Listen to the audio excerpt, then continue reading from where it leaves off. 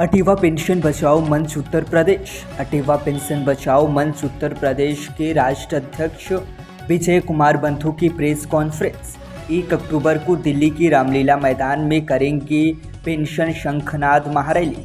पुरानी पेंशन बहाली की मांग को लेकर कर रहे हैं सरकार से मांग। देश में जो निजीकरण हो रहा है उसे समाप्त किया जाए। प्रेस कॉन्फ्रेंस शामिल हुए अलग अलग संस्थाओं से लोग। पूछा जाता है इनकम टैक्स दिया कि नहीं दिया, इसकी आय कितनी है, चुनावी चंदे में कितनी, किस राजनीतिक, सभी राजनीतिक दल का हूं, किस राजनीतिक दल को किसने, व्यवसायी ने कितना चंदा दिया, इस जनता को जानने का हक नहीं है क्या? निश्चित रूप से ये एक बड़ा सवाल है। कर्मचारी को, एक बाबू को, एक डॉक्टर को, एक नर्स को, एक अर्धसैनिक बलों की पेंशन की जरूरत नहीं है, तो इस देश के माननीयों की पेंशन की जरूरत है? मैं बड़ा सवाल उठा रहा हूं और मुझे ये पता है इस बात का कि इस पर वह असहमत होते हैं, लेकिन ये जनता पूछ रही है। ये चलता हुआ आदमी कह रहा है कि नेता को 4 पेंशन, अर्धसैनिक बलों को एक भी पेंशन नहीं। ये सवाल आ रहा है लोगों के बीच में।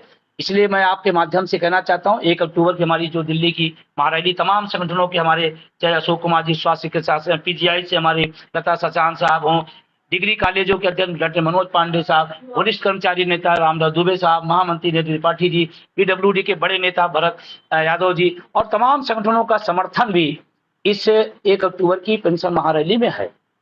मैं सवाल आपके माध्यम से उठाना चाहता हूं कि देश का माननीय एसी में बैठे हुए 4 पेंशन लेता है और देश के अर्धसैनिक बलों को एक भी पेंशन नहीं देता। ये दुर्भाग्य है इस देश का। तो मैं आपके माध्यम से पूछना चाहता हूं माननीय प्रधानमंत्री जी से कि देश के अर्धसैनिक बलों को पेंशन न देना कौन सा राष्ट्रवाद है? और इसी को लगातार पिछले कई सालों से हम लोग लड़ाई लड़ रहे हैं कि पुरानी पेंशन बहाल हो। उसका परिणाम निकला कि 5 राज्यों के अंदर पुरानी पेंशन बहाल हुई है। चाहे वो राजस्थान हो, चाहे वो झारखंड हो, चाहे वो छत्तीसगढ़ हो, चाहे हिमाचल हो, और अभी 2-3 राज्यों से हमारी लगातार बात चली, उनके यहाँ भी होने वाला है। अगर 5 राज्यों के अंदर पेंशन बहाल हो सकती है तो देश अपने कर्मचारियों के लिए, पूरे देश के लिए पेंशन क्यों नहीं बहाल कर सकता? ये प्रधानमंत्री जी से सवाल है मेरा। और आज प्रेस वार्ता बनाने का एक मकसद है कि हमारी पुरानी पेंशन जो हमारे बुढ़ापे की लाठी है और NPS जो नई पेंशन व्यवस्था लाए हैं उसमें 1200-1800 रुपए मिल रहे हैं, किस दृष्टिकोण से उसको सामाजिक सुरक्षा कहेंगे? इतना दुर्भाग्यपूर्ण है। मैं आपके सामने जिम्मेदारी से कहना चाहता हूं, नई पेंशन व्यवस्था भारत की नहीं पूरी दुनिया की सबसे बड़ा स्कैम होगा, सबसे बड़ा घोटाला होगा नई पेंशन व्यवस्था। और अभी जो सरकार कर्मचारियों के समय जितने अधिकार उनको सीमित कर रहे हैं, निजीकरण का इतना बेतहाशा दौर चला रहे हैं जिसकी कोई इंतहा नहीं है। और मैं एक सवाल निजीकरण पर करना चाहता हूं, आपको शिक्षक निजीकरण चाहिए, कर्मचारी निजीकरण चाहिए, तो विधायक वो भी आप संविदा पर 11 महीने का रख लीजिए, अच्छा काम करे तो आगे बढ़ाइए, नहीं तो उसको भी बाहर कर दीजिए। उस पर आप निजीकरण नहीं करते हैं।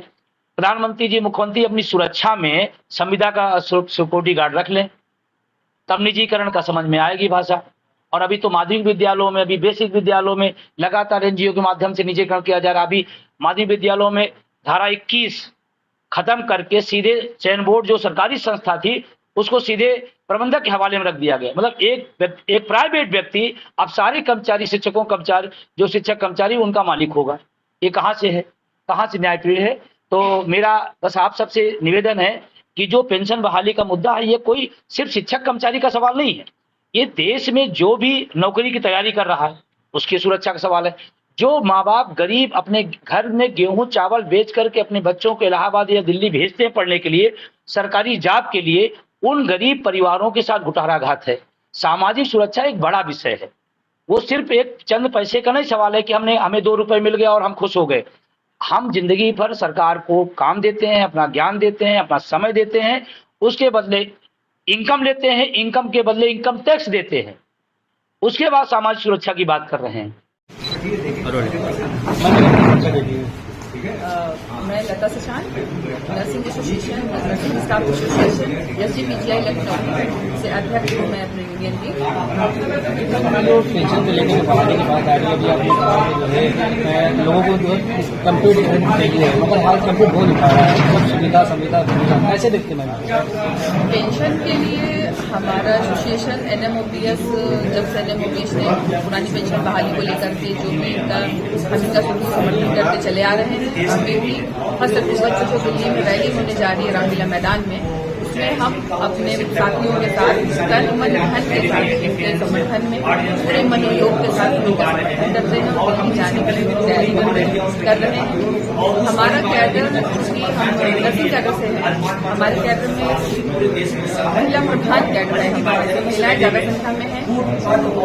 हम फिर भी कोशिश कर रहे हैं कि ज्यादा से ज्यादा महिलाओं में जागरूकता बढ़ रही है। ओपीएस को लेकर यूनियन अध्यक्ष के नाते हमारी यूनियन की पूरी लोगों को ओपीएस के लिए जागरूक कर रही है और ज्यादा से ज्यादा संख्या में जाकर के वहाँ पर दिल्ली में 1 अक्टूबर को रैली भी दिखाना चाहते हैं कि हमारा कैडर भी ओपीएस की लड़ाई में एनएमओपीएस के साथ में कंधे से कंधा मिलाकर खड़ा है और ओपीएस हमें भी चाहिए और हमारे उसमें अपनी कैडर की हम उपस्थिति पूरी जोरदारी से उपस्थिति वहाँ पर दर्ज कराना चाहते हैं। बहुत सवाल ये कि पेंशन नहीं मिलती है, उसके बावजूद सरकार कहीं न कहीं जो है बेबस हो जाता है। उन लोगों के लिए जो बुजुर्ग हो जाते हैं उनको पेंशन नहीं मिलती, उनके खुद के परिवार के जो है लोग उनको जो है एक्सेप्ट नहीं करते, कैसे देखते हैं? बिल्कुल, जैसे कि बंधु जी ने बताया, ओपीएस जो है उसको हम यहाँ पे फाइनेंशियल उसमें मत देखिए, एक सामाजिक सुरक्षा की दृष्टि से है, सामाजिक सुरक्षा मिलती है उससे। आप अपने आसपास अपने परिवार में देखिए कि आपके परिवार में जिन लोगों को पेंशन मिल रही है, पुरानी पेंशन, इसके तहत उनको एक निश्चित आय हर महीने प्राप्त हो रही है, मेडिकल फैसिलिटी वगैरह मिल रही है, तो उससे उनका बाकी का जीवन बहुत संतुष्टि के साथ गुजरता है और परिवार में एक उनको उनके परिवार को उनकी देखरेख करने में उससे मदद मिलती है और वो स्वावलंबी तरीके से अपना बचा हुआ जीवन व्यतीत करते हैं, जो कि आज एनपीएस में ऐसा नहीं है। उसी के लिए आज पूरे देश में गवर्नमेंट सरकारी कर्मचारी, शिक्षक, अधिकारी सभी लोग लामबद्ध हो रहे हैं और 1 अक्टूबर को दिल्ली पहुंचकर रामलीला मैदान में सरकार को इस चीज से अवगत कराना चाहते हैं कि ऐसा नहीं है, हम सब एक हैं और हम अपने अधिकार के लिए, ये अधिकार है, ये संविधान प्रदत्त हमारा मौलिक अधिकार है, जिसके लिए आज सभी कर्मचारी दिल्ली जाकर के अपना आंदोलन कर रहे हैं।